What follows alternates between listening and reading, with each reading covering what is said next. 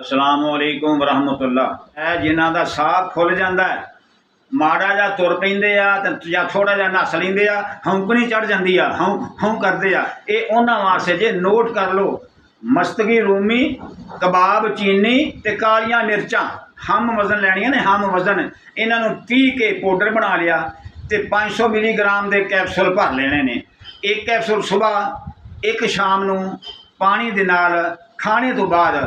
अल्लाह की रहमत नाल इंशाअल्लाह उन्होंने साह नहीं फुलेगा। 8-10 दिन खा के समाओ, साह नहीं फुलेगा इंशाअल्लाह अल्लाह की रहमत नाल।